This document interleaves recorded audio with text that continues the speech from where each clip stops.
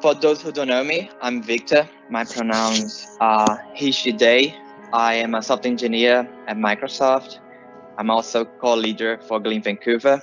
I'd like to begin by acknowledging that we here in Vancouver are gathered in unceded territory of the Musqueam, Squamish, and Tsleil-Waututh nations, and we would like to acknowledge our traditional hosts, and we are grateful to have this opportunity to gather here to learn and work and try to be better humans. Our silence and our ignorance actually promotes prejudice. And the same thing has happened for the Trans Plus movement.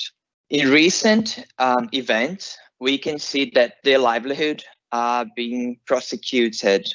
First is in the United Kingdom. They have announced the intention to not support gender self-determination. And they also have withdrawn access to healthcare for minors in matters of gender-affirming healthcare. United States, they have revoked protection against discrimination in healthcare for trans people, and they will only refer to biological sex as a protected ground. In Hungary, they have outlawed legal gender recognition for trans people, and that basically denies people to have their gender legally recognized. According to the Trans Murder Monitoring Project, from January 1st, 2008 to September 13th, 2019, 3,314 trans plus people were murdered across all continents in the planet. 1,252 were shot, 653 were stabbed, and 334 were beaten. All these types of crime, they are a sign of hate in the end. When we hear those things, it's a call out for us to learn and educate ourselves, and mostly to act in defense of these lives. Why not approach this by speaking about this culture and its community? We have brought two people here. First is my awesome coworker, Claudia. She will be a moderator today. She's the product manager of the Media Group, and she's also an active member of Glean Vancouver. In the other side, our speaker is Aaron. Aaron has a lot of accomplishments, so I actually have a list here because it's too much for a person to remember. But he's a PhD studying and teaching transgender topics since the 1980s. He has established, holds the world's first chair of transgender studies. He has founded and still hosts the international and interdisciplinary conference called Moving Trans History Forward. He has also founded and he's the academic director of the world's largest transgender archives. He's also going to talk about all this. He's an award-winning professor known nationally and internationally. I hope we have a great conversation here. Thank you, Victor. Thank you for kicking us off. And hello, everyone. Today, I'll be moderating our Q&A session on behalf of Glean Vancouver, and I'll pass it off to Aaron now. Thank you very much for a wonderful introduction. I feel very well recognized and appreciated. And so I would like to start off with some appreciations of my own, because I'm not in Vancouver. I'm speaking to you today from Victoria, actually from the University of Victoria, which is on the Lekwungen traditional territory, and more specifically the territory of the Songhees and Esquimalt nations. So I thank them for allowing us to live here and to thrive in those traditional territories. I'd like to start by telling you a bit more about the Chair in Transgender Studies and some of what we do. So thank you, Victor, for bringing a little bit of that to the front. So the Chair in Transgender Studies started, I founded it, it started in 2016 at the University of Victoria. At the time, it was the only chair in transgender studies in the world. There is now one, I'm happy to say, also in Buenos Aires in Argentina. So no longer the first. The chair is a privately funded, although it does reside at the University of Victoria with all sorts of in-kind supports from the University of Victoria. It has two really large components to it. One I've got up on the screen right now, which is the Moving Trans History Forward conferences, which I also started. The first conference was in 2014, prior to the establishment of the chair, although the chair runs them now. These are international and interdisciplinary, and they have been growing every time we do them. We do them every 2 years. So in 2014, we had 85 people. In 2016, we had 150. In 2018, we had 300, and we were planning on having a conference in 2020 and expecting 500 people at that one. COVID happened, and so we have postponed to 2021, and we will be doing that one online. So please stay tuned for more information about that. I want to emphasize these conferences are not only interdisciplinary, but they are also 50% community-based and 50% academic. So this is a conference for everyone from your trans person on the street, their family members, service providers, and academics and students, and all government officials, policymakers, all manner of people. And we draw people of all gender identities and all other kinds of variety and diversity. The other big thing we do is the Transgender Archives. I'm going to spend a few minutes on that on a slide coming up, but I also want to mention some of the other things we do. We have a scholarships and fellowships program, scholarships for UVic students, fellowships for people who come from away, and those are for both people who identify as somewhere on the trans spectrum and also for people who have any identity and are interested in studying transgender topics. We bring in visiting scholars from around the world who stay for different lengths of time, from 1 month to 1 year. We have a lecture series. We do arts and cultural events. So for instance, we've had put on a couple of art shows, and we've had in a dance troupe and spoken word artists. We do a lot of public education. I go out and do talks to anything from church groups to 750 chiefs of police. Do lots of media talking with radio, TV, video, podcasts, this kind of thing. We've got a social media presence. At the end, I'll put up our links for that. Train graduate students, teach undergraduate and graduate courses, advise governments and agencies and schools and businesses on policy, and do all sorts of interesting research projects. Just to mention a few right now, I'm working on one on electronic health records, oral histories for trans people, and employment prospects for trans people. So it's a quick overview of the chair. I want to take a couple of minutes to tell you a bit also about the Transgender Archives, which is the other big thing that we do. I founded the Transgender Archives.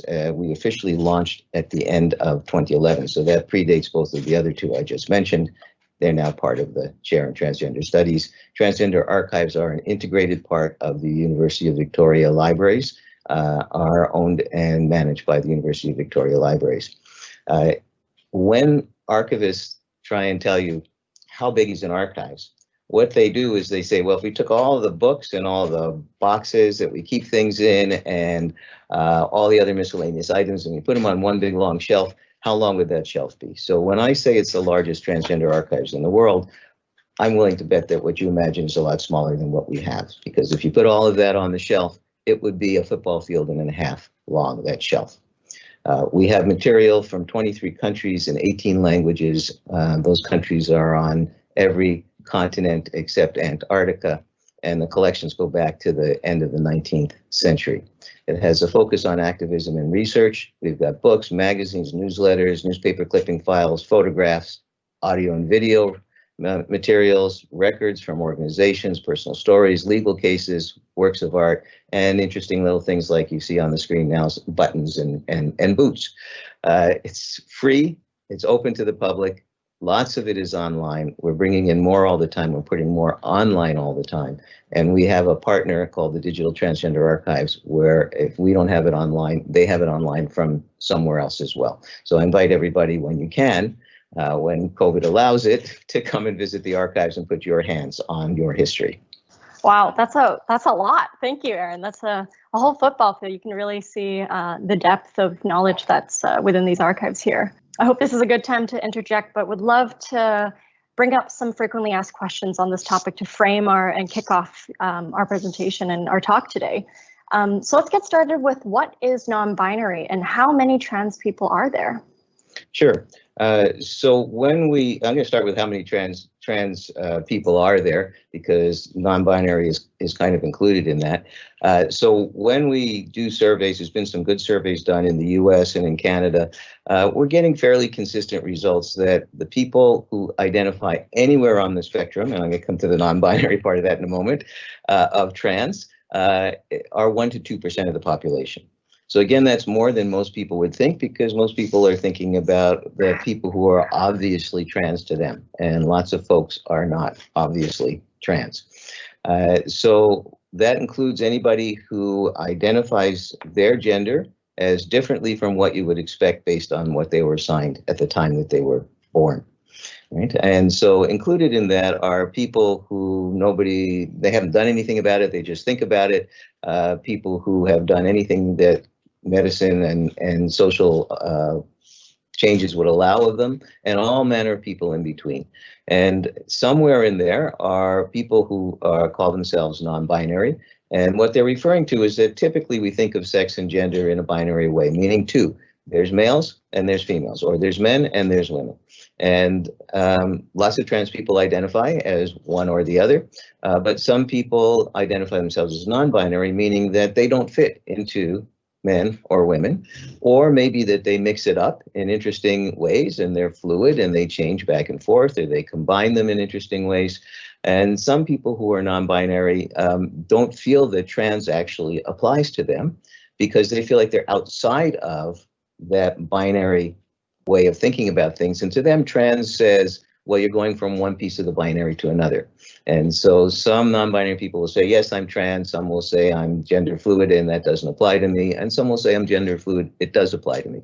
But when I give you 1 to 2%, that estimate is including all of those folks. Thanks for that context there. And there's definitely a lot of nuances to it as well. Great. So thanks for the question. It's a great question. So I'm going to now take us through some key figures in the history of trans activism, a little bit about trans research. This is by no means comprehensive. There's so many people I could have chosen from. So these are just some folks that I decided to emphasize or to highlight for you. So the first that I'd like to talk about is Magnus Hirschfeld. Magnus Hirschfeld was a researcher in Berlin, and he was the first person to publish and talk publicly about people called trans something. And so in 1910, he published a book called Transvestites. And he was using that term much more broadly than it has been used in recent years. And it really meant anyone who wore clothing of a sex that was not what was expected of them based on their genitals. And in that period of time, people adopted that language quite quickly and identified themselves as transvestites. People of both of the binary sexes would do that. They even had magazines that were published in the 1920s and 1930s in Berlin. Magnus Hirschfeld started the Institute for Sexual Science in Berlin. It ran from 1919 to 1933. And that institute was the place where some of the very first gender-affirming surgeries were ever done. And so the very first that we know of was someone named Dorchen Richter. The one that's more famous, some of you will have seen the movie, The Danish Girl, which was about Lily Elbe, and Lily Elbe was at Magnus Hirschfeld's institute, and that's where her surgeries were done. Now, the 20s and 30s were a time where there was a lot of sexual freedom in Berlin, but then the Nazis came to power. And if you have seen black and white photographs of huge piles of books being burned by the Nazis in Berlin, those were Magnus Hirschfeld's books. His institute was one of the first places they raided. They took all of his books and his papers, they brought them into a main plaza and set them on fire. He was on a world speaking tour. He did not come back. And this photograph shows him with his lover, Tao Li, who he met and started a relationship with in Hong Kong as part of that speaking tour. And part of the reason I put this photograph up in particular is that after Magnus Hirschfeld died, Tao Li was quite a bit younger, as you can see, and went on with his life. And in 1975, Tao Li moved to Vancouver. And in 1993, when he died in Vancouver at age 87, someone came to empty his apartment after his death, and the incoming tenant was intrigued by this unusual assortment of quote unquote junk that was piled up for disposal, to take away and throw in the trash.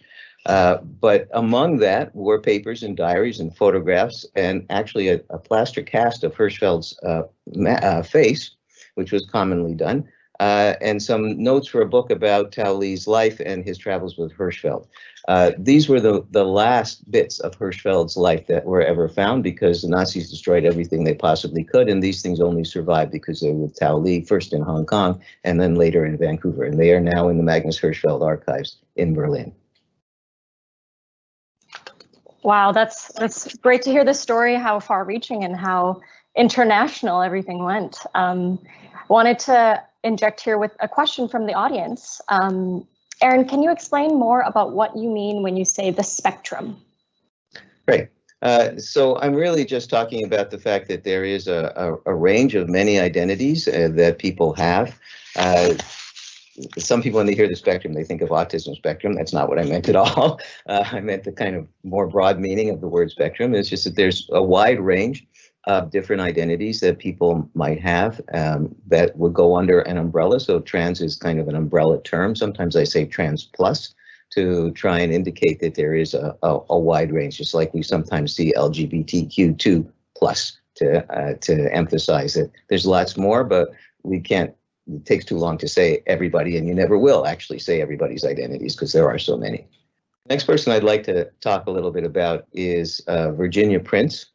You can see the dates up on the screen. Born in 1912, died in 2009. Virginia Prince was one of the very first activists after the activism that I described in Berlin in the 1920s and 20s and 30s that was closed down by the Nazis. The next time people who identify themselves as some kind of trans came forward as trans people to advocate on behalf of themselves was in the United States in the very end of the 1950s and the early 1960s. And Virginia Prince was among those very first people. She was active right up into the 2000s, and if you do the math, that means into her 90s. And she started in 1960 a magazine called Transvestia, a play on the word transvestite. It ran for 111 issues until 1986. Transgender Archives has all 111 issues. We have recently digitized them and put them all up online. So if you're interested, you can have a look at those. COVID won't get in your way for that. In 1961, she was arrested, and convicted of sending obscene materials through the U.S. postal system. There was a law against that, and what was considered obscene then would not have even raised an eyebrow now. She wrote a private letter to another private individual talking about some sex that she'd like to have with them. And the other individual was being surveilled, and they were both arrested, and she was convicted. Now, at this time, wearing the clothing that was not considered socially acceptable for the sex you were assigned at birth was, it's against the law to cross-dress. And so she was already a lifelong cross-dresser. And when she was convicted of this crime, she was, you can see that she's white. She was also middle class. Her dad was a doctor. She had a PhD. She had a lot of privileges and advantages. And so she was able to get herself relieved of the obligation of going to jail, but she was on probation. And if she cross-dressed while on probation, which is against the law, she would go to jail. So her lawyer cut a deal for her, which was that she was permitted to cross-dress for educational purposes.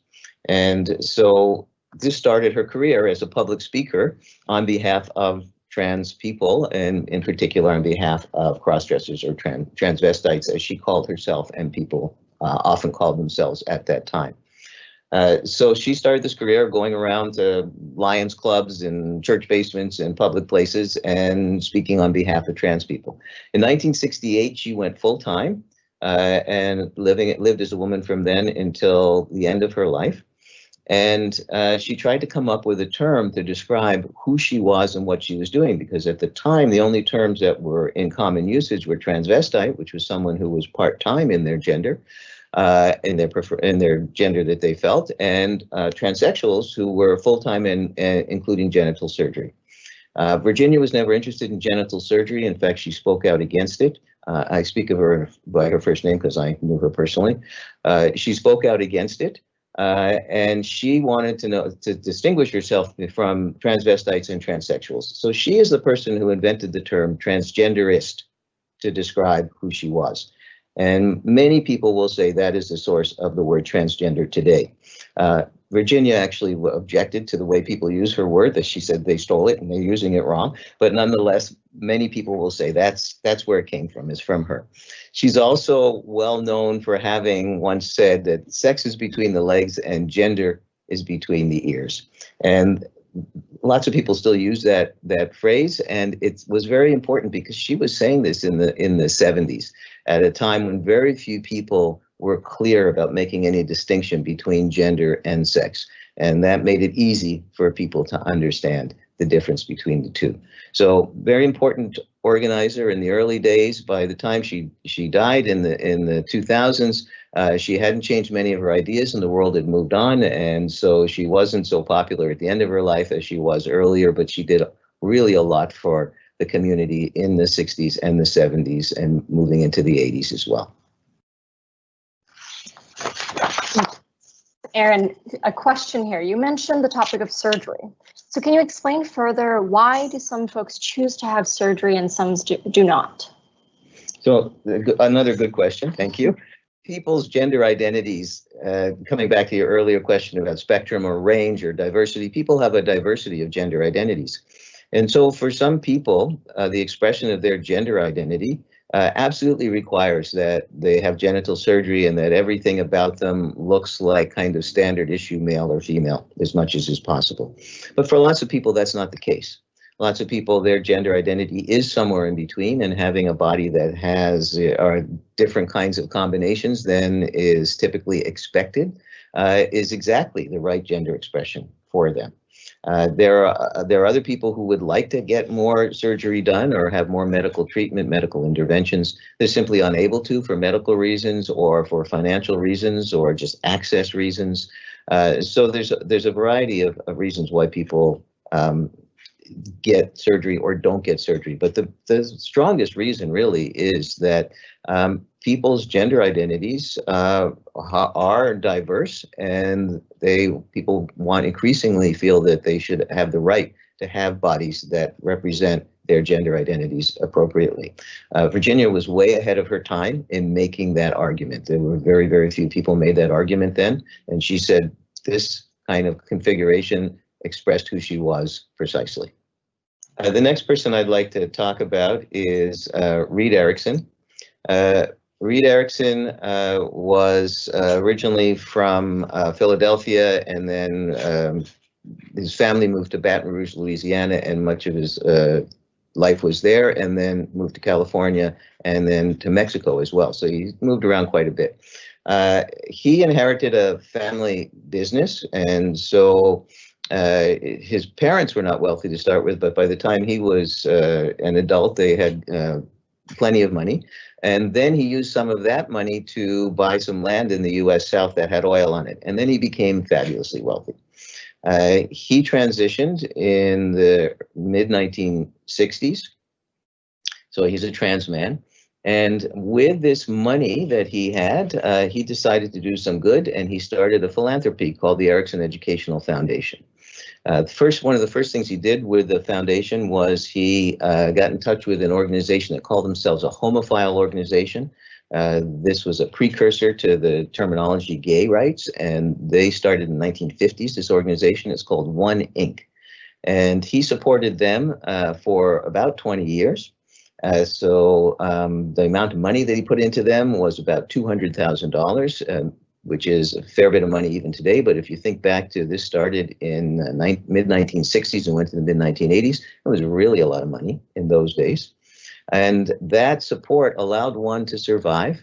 and to morph. And today, one continues on as the One Archives in Los Angeles at the University of Southern California, which is the largest LGBTQ plus archives in the world.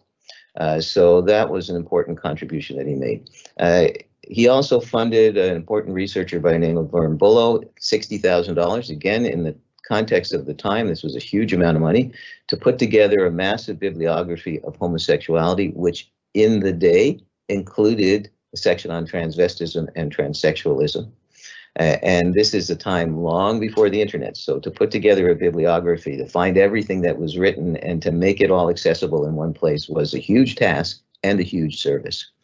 The Erickson Educational Foundation published a newsletter and a pamphlet series, both of which were very accessible in terms of being able to read them, also very accessible in that they were given away for free for the asking, and brought together information that was almost impossible to find anywhere else. Again, there's no internet. There was not that much written on trans topics at the time anyway, and what was written was usually in medical libraries or in obscure little articles in a newspaper somewhere. He brought it all together and made it available to people. These were so valuable to both trans people and to researchers that I know people today who 50 years later have still kept these items because they were so important to them that they couldn't bear to throw them out, and they come to the Transgender Archives. Part of what the Erickson Educational Foundation did was a lot of public education. So they had a speakers bureau that went all over the place to all manner of different places, from church basements to training of psychiatrists and psychologists to training of police officers, religious leaders. They appeared on radio, television. They made their own films in the day before video was not available. They even went so far as to create 105 definitions that they put into dictionary. One set of definitions they put into 105 dictionaries and encyclopedias. So they're literally defining what does it mean to be transvestite or transsexual. Those were the terms of the day. They supported grassroots organizations. They kept a referral list of doctors and lawyers and other service providers who would support trans people in their interest to transition, which again, getting that information, there were very few people who would do that. Finding them was really difficult, and all you had to do was call the office and they would send you the list. They also funded researchers. They funded Harry Benjamin. If anybody knows the history of trans folks, you'll know Harry Benjamin was a very important figure. The EF funded the first clinic to provide gender affirming surgery in the US, and all the early researchers were funded by the Erickson Education Foundation. And then they also pulled together a series of symposia starting in 1969 that morphed into what was at first called the Harry Benjamin International Gender Dysphoria Association, is now known as the World Professional Association for Transgender Health, which is the international association that brings together all the people who are engaged in improving the health and well-being of trans people. The next person I'd like to tell you about is Stormy DeLaverie. And Stormy DeLaverie was born in New Orleans in the US to a white father and a black mother, and identified as a butch lesbian, and did not identify as trans, but did drag. And so I've included Stormy for that reason, and identified right to the end of her life as a very butch lesbian, lived in New York City through most of her later years, and was actually a prominent figure in New York up until the time of her death. Now, between 1955 and 1969, Stormy was part of a black theater circuit troupe that was called the Jewel Box Revue. They were a drag revue that toured all over North America, and they were North America's first racially integrated drag revue. And Stormy's role was interesting because the way they advertised their show was that they were a drag revue with 25 men and 1 woman. And the challenge for the audience was always to pick out which one was the 1 woman. And of course, the 1 woman was Stormy, who was the MC, and nobody ever picked out Stormy as the one woman. And Stormy, as you can see in this picture, which is by a famous photographer, some of you may know, Diane Arbus, Stormy always dressed quite well dressed and formally dressed. And this was, in her day, not common for lesbian women. The other reason Stormy is a really important figure is from Stonewall. And most of you will know that Stonewall happened in 1969 at the Stonewall Inn in Greenwich Village in New York City, and many people mark this as the beginning of gay rights, because what happened was that the gay bars were illegal and were owned by the mafia, and the mafia had to pay off the police, and every now and again the police would come in and raid. And they came in to raid the Stonewall, and usually what happened is they dragged people away, and it was a police raid. But in this one time, the people in the bar fought back. And it went on for days and days, and included the police having to barricade themselves in the bar because they were scared of the people outside. And it's often called the Stonewall riots. And there's a lot of debate about who was there and who started it. But there seems to be quite a high level of agreement that Stormy was the one that threw the first punch, punched a police officer and resisted arrest. So this is the person who started Stonewall, and there doesn't seem to be much debate about that particular piece of the story. Now, I just want to close with what Stormy said about it. This is a quote: "It was a rebellion. It was an uprising. It was a civil rights disobedience. It wasn't no damn riot." It begs the understanding of what's the difference between gender identity, gender expression, and sexual orientation, if you could elaborate on that. Right, okay. Always good questions, Claudia. Okay, so let's start with gender identity and sexual orientation, and then go to gender expression. So there's a little catchy phrase that often makes it easy for people to understand. Sexual orientation is who you go to bed with, and gender identity is who you go to bed as. So gender identity is, this is who I am, and gender identities can be a whole range, as we've already been talking about, and there's no necessary correspondence between a particular gender identity and who a person might be attracted to or want to have a sexual or romantic relationship with. So the sexual orientation is about who you're attracted to, who you get involved with. When we're talking about trans people, I'd like to point out that generally trans people's sexual orientation, what they identify as their sexual orientation, is based on their gender identity, not on their genitals. So going back to an earlier question, not everybody has genital surgery.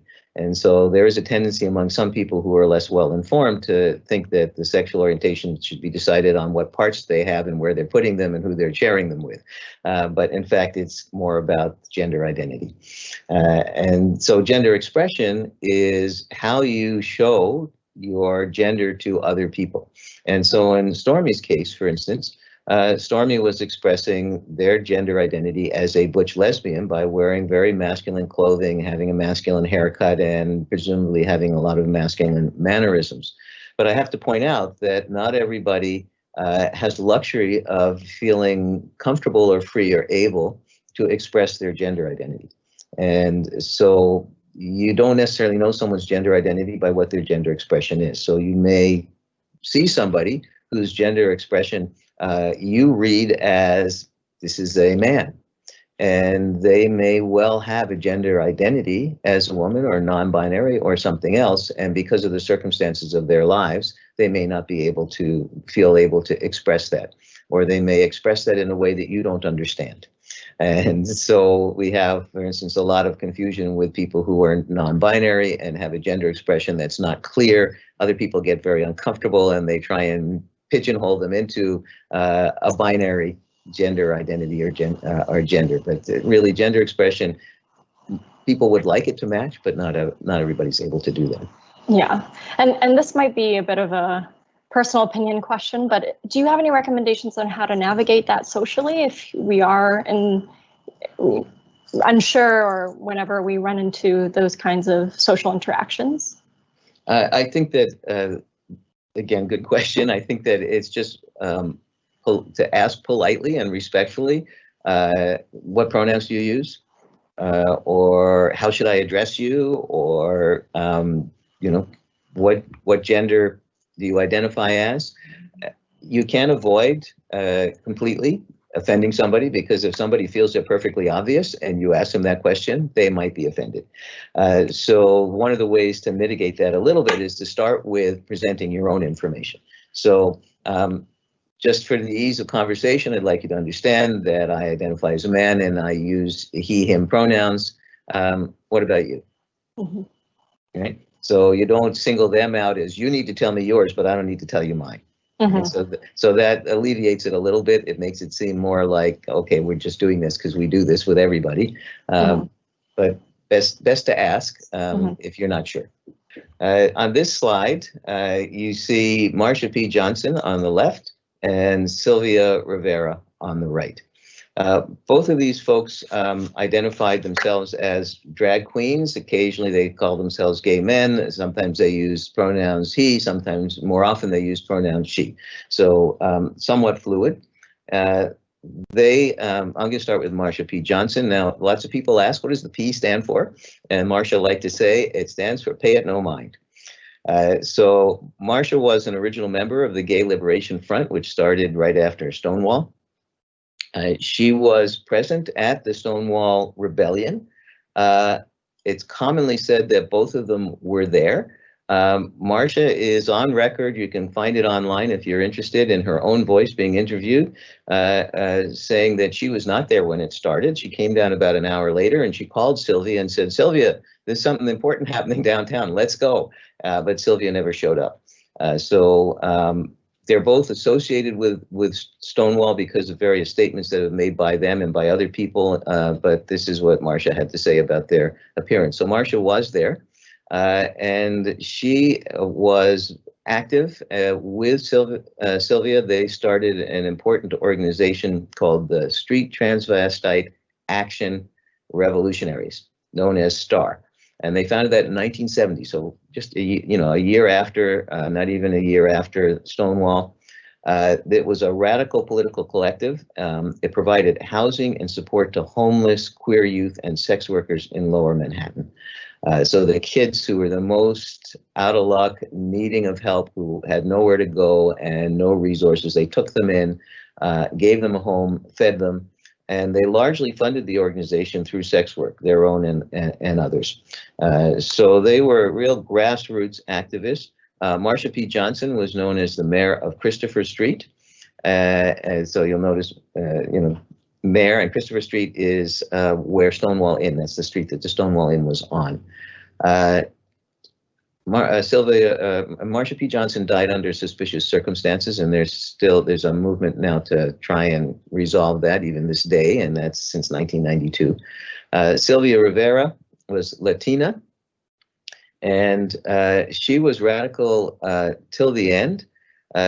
She's, among other things, she's known for getting up at one of what was then called Christopher Street rallies after the Stonewall being on Christopher Street, which was now the Gay Pride rallies. In 1973, she demanded time on the stage and started a speech with "Y'all better quiet down." It's kind of well known for that. And then she went on to chastise middle-class white gay men for basically turning their backs on, street level drag queens who were not middle class, didn't have a lot of money, weren't fancy, and being embarrassed by them because they were trying to get rights for middle class types. And she gave them a hard time about that, and that was great. She is commemorated by the corner of Christopher and Hudson Streets, is now named Sylvia Rivera Way.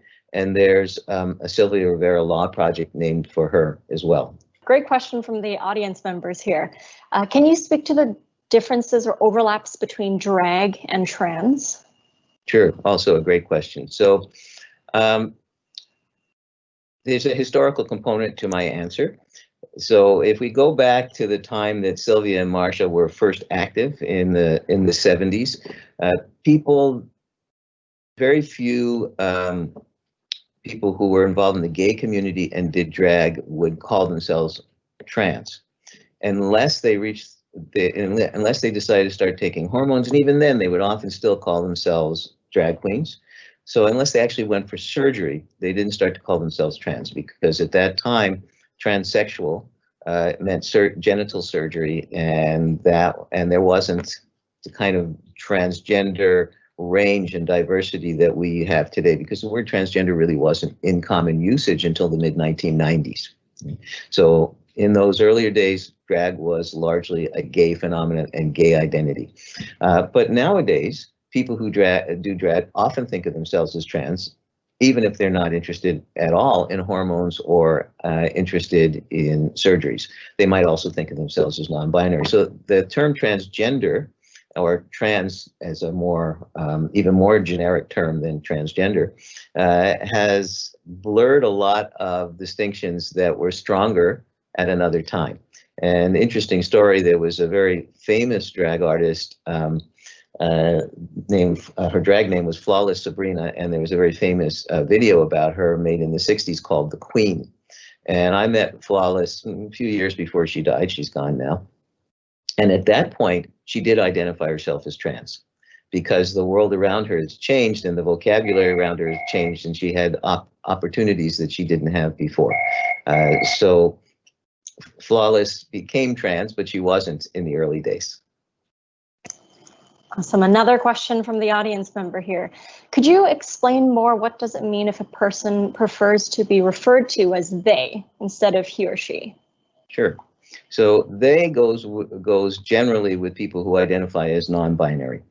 But we see more and more people who don't necessarily identify as non-binary taking that up as a kind of solidarity with people who are gender diverse.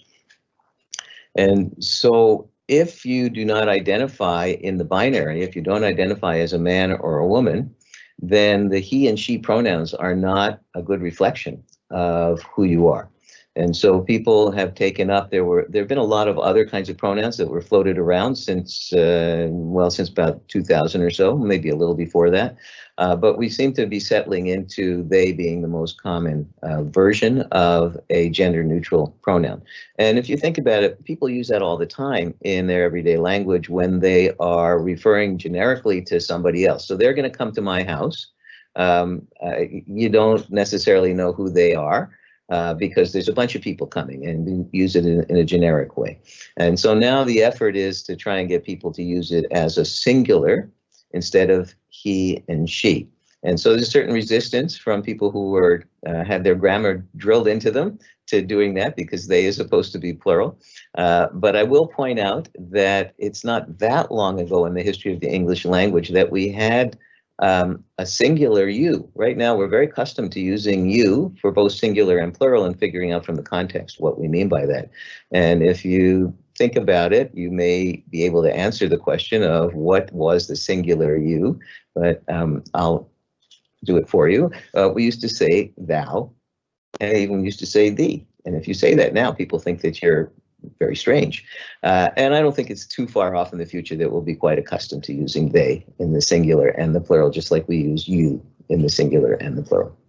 Okay, the next individual I'd like to talk about for a couple of minutes is Rupert Raj. Rupert is still with us, as you can see from the dates up at the top. He's Canadian, trans man who transitioned in 1971. His father is Polish and his mother is South Asian. Rupert was one of the early activists in Canadian trans rights.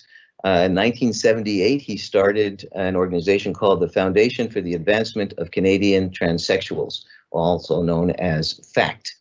And they had a newsletter called the Gender Review, or a factual journal.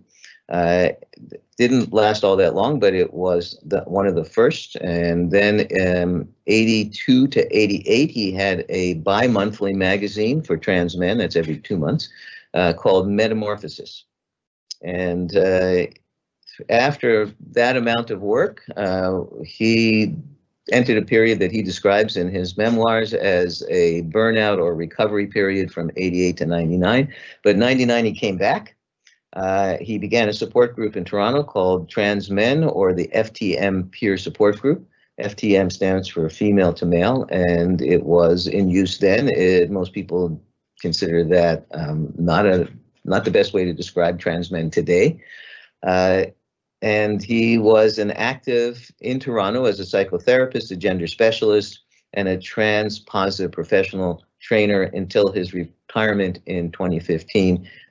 He spoke at, had him in to the Moving Trans History Forward conference in 2016 as a speaker on one of our feature events, which is an elders panel. So we had him in as an elder in 2016, and he retired to Vancouver. So he is local to Vancouver. We do have a question from the audience here from a few minutes ago. How or where does sex work intersect with the trans and LGBTQI plus movement? Any thoughts on why?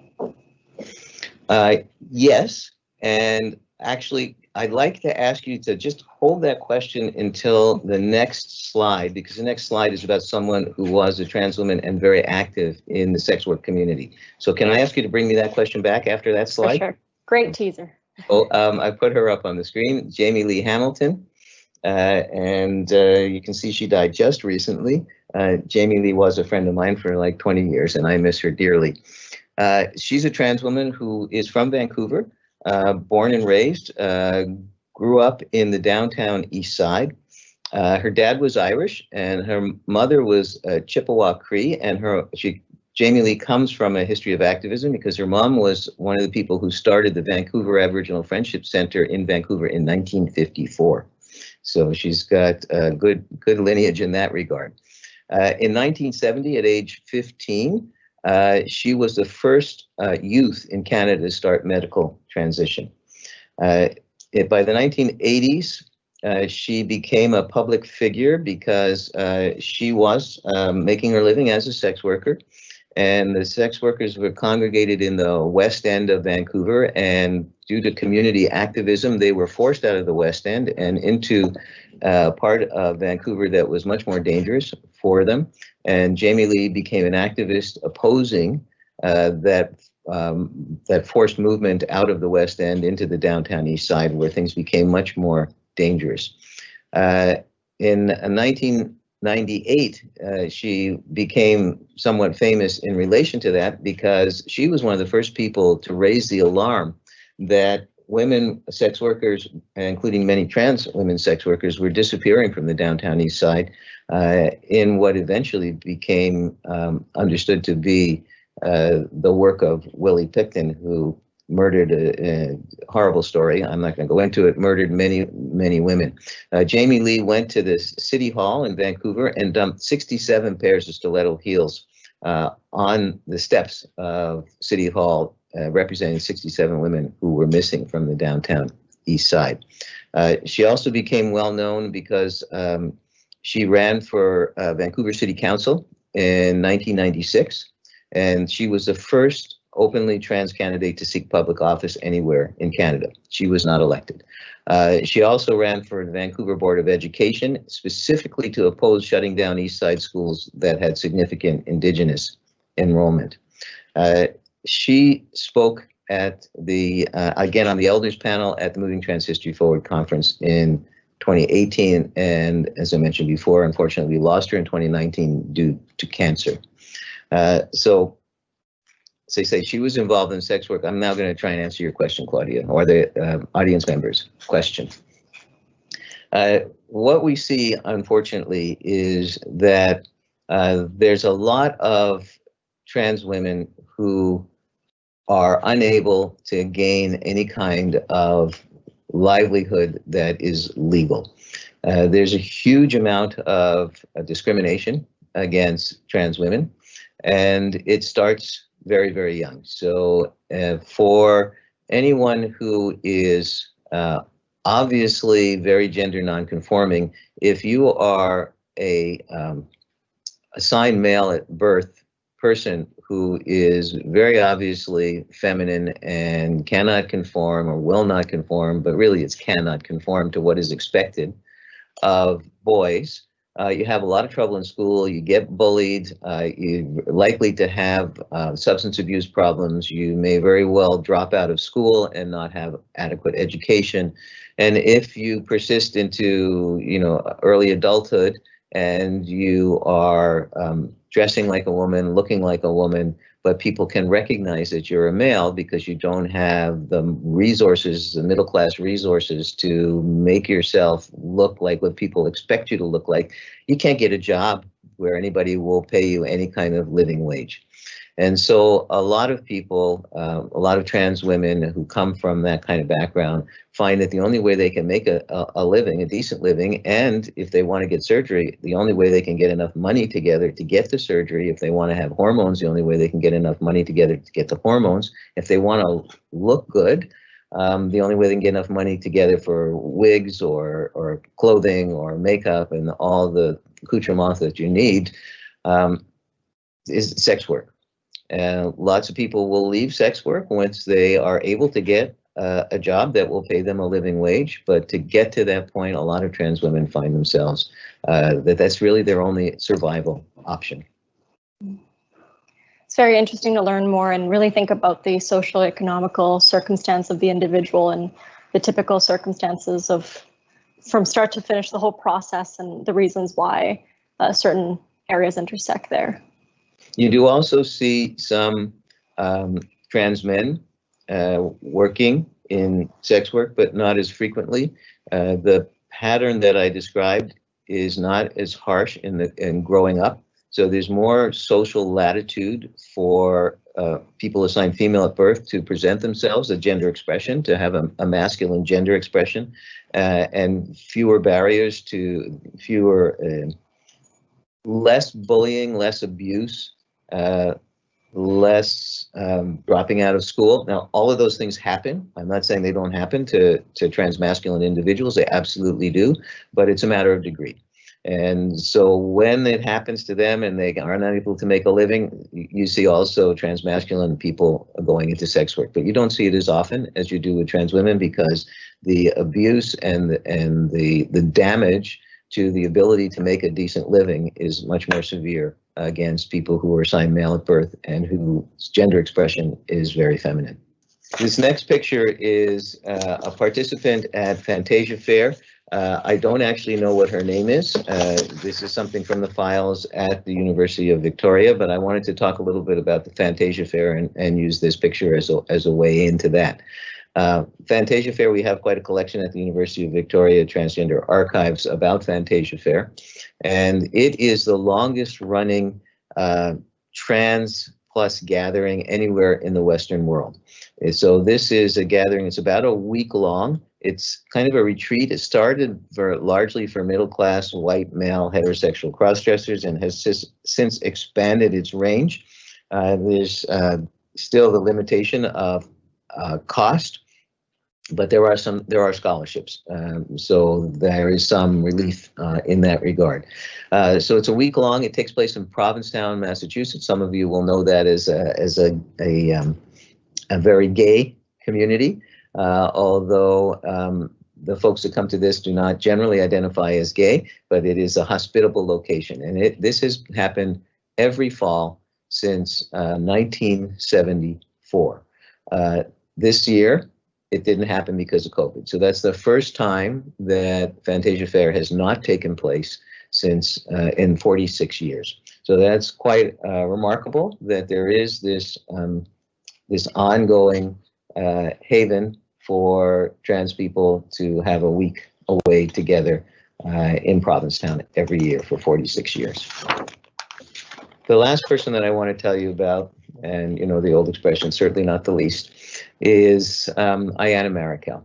And you can see from this picture that Ayanna was just a delightful person.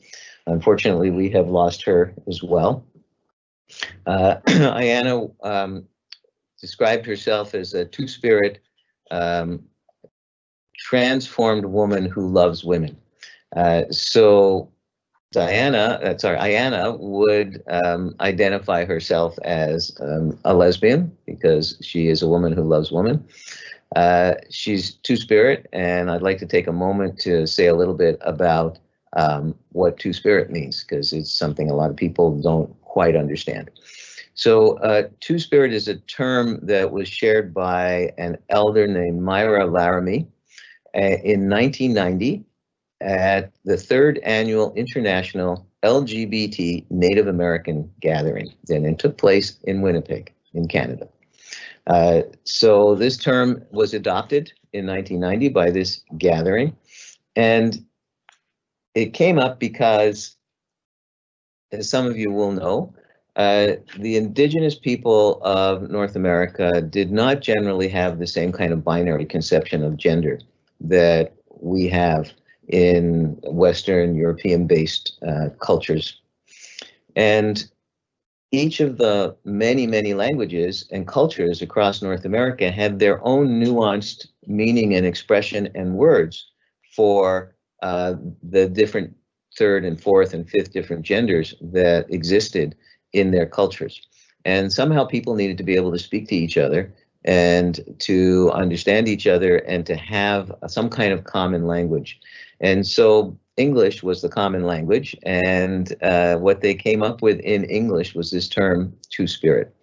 And Two-Spirit is a kind of umbrella term that's used by different people in different ways. And as I said before, the different cultures have their own words that have their own nuance, different kinds of meanings and different cultural locations.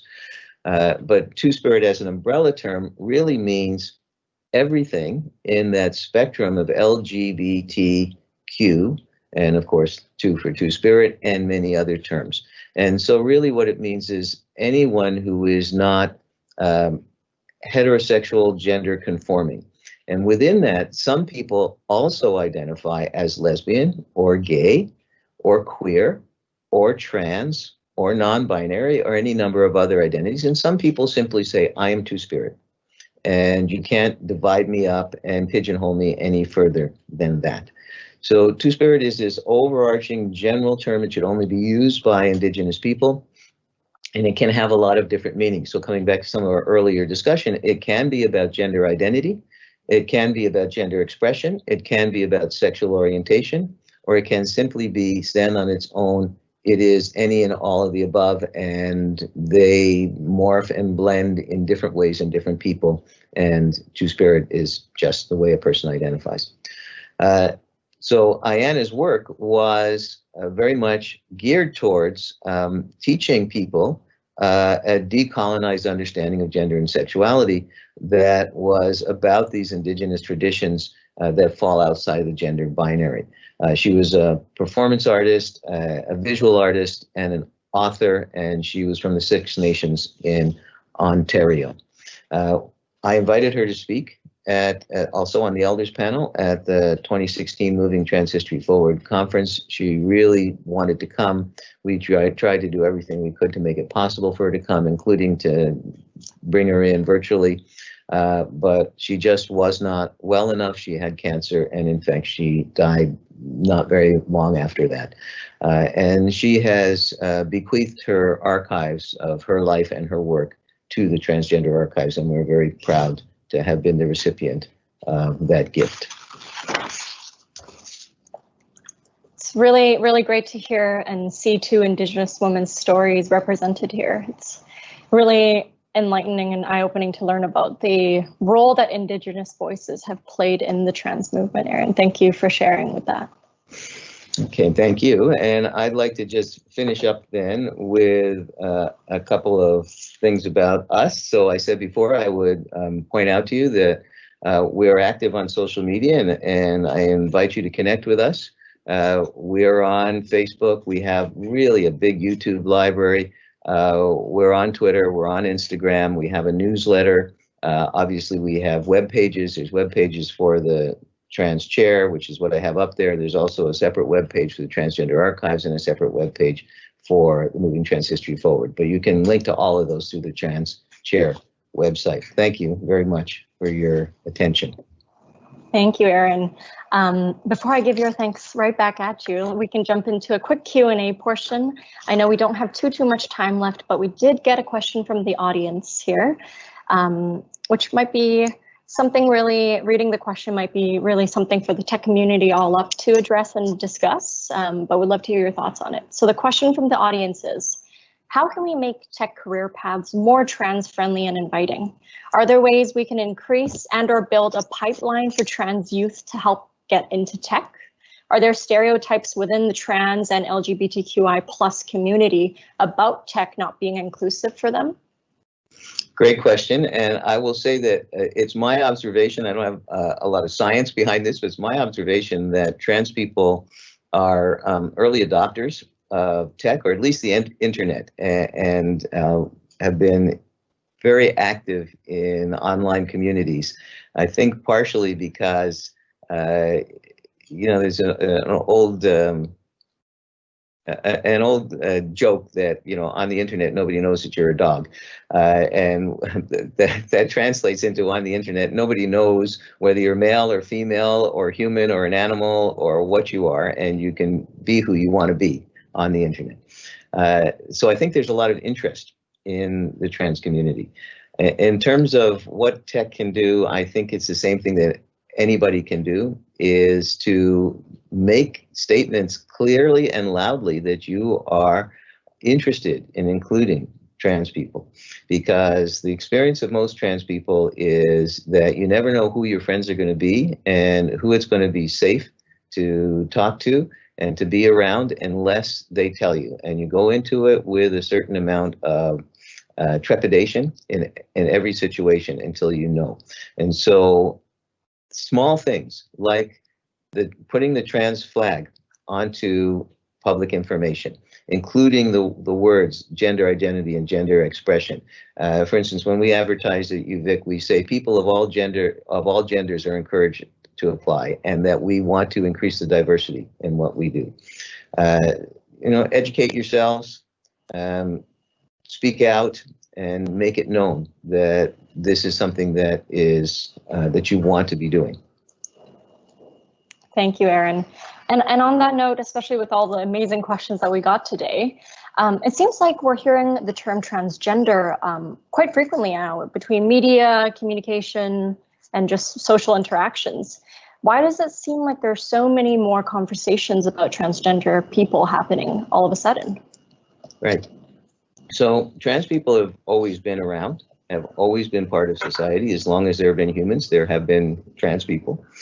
They didn't call themselves trans. They didn't have the same meaning, but we've always been here. But what's happening today, I think, actually has a lot to do with the internet.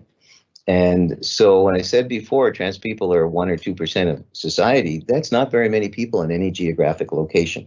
And I mentioned before that you can't always tell who's trans. And so for trans people to find each other and to make themselves known has not been easy, even to find themselves and make themselves known to each other. And then we have the danger of making yourselves known to other people. And so first you have to find each other. And when the internet came into everybody's homes, it allowed people who were geographically dispersed to connect and to start to form coalitions and to organize. So we started to see a real uptick in transgender organizing in the mid-90s, when the internet became more commonly available to the public. Then when we reached the point where we started to have an interactive internet, and some people call it Web 2, then we started to see that trans people could actually take some control over what was said about them. And so then we started to hear a whole lot more from trans people, because they could go online and could publish their own material and their own information about themselves. So we see 1 million YouTubes, for instance, lots. And if you go and search on the internet about trans people today, an awful lot of what you find is written by trans people. And so trans people started to make themselves more visible by saying, we're telling our own stories. We don't want other people telling stories about us because they're not accurate.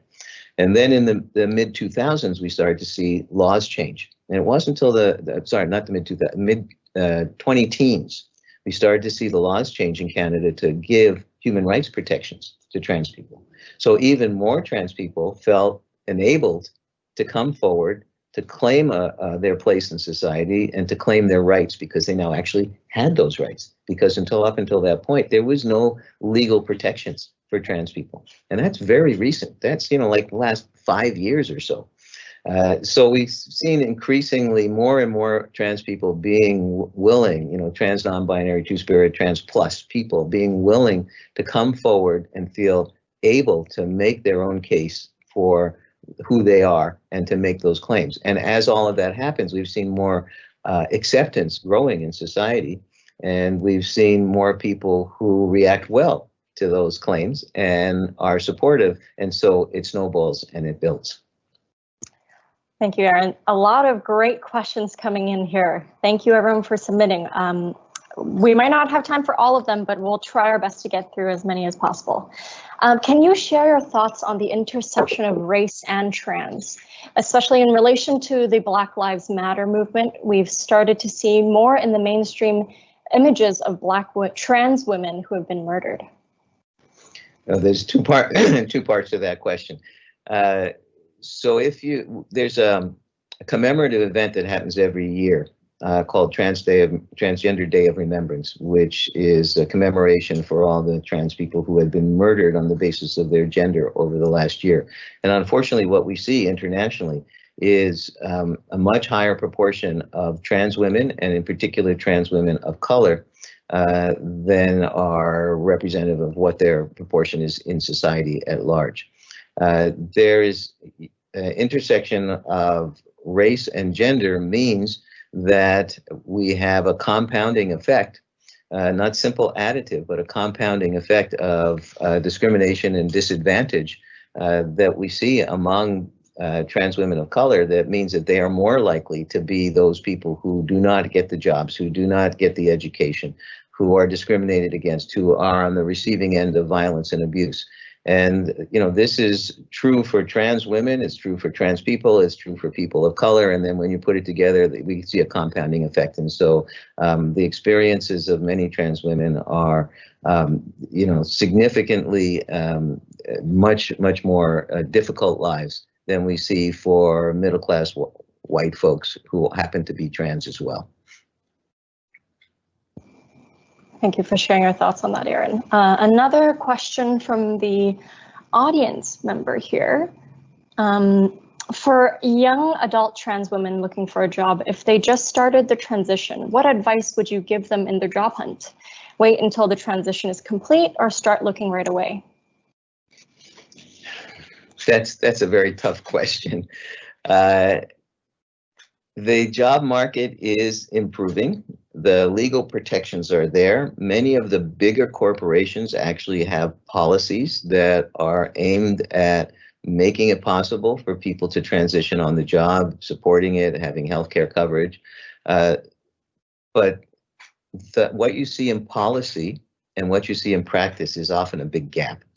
And so you can have all manner of laws, you can have all manner of policies, and if people who are charged with putting those things into practice are not well educated or not well meaning, your life can be miserable. And so the most difficult time for anyone who is transitioning in a binary way, I think that was what was behind that question. The most difficult time is that in-between stage where who you are and how you look and what your gender expression looks like to other people is changing on a daily or weekly or monthly basis. Your average member of society understands binary gender. They do not understand the transition between binary genders, and they have a very hard time with non-binary genders. Mm-hmm. And so if somebody financially is able to wait until they have a gender expression that other people understand better, well, great, but most people don't have that option.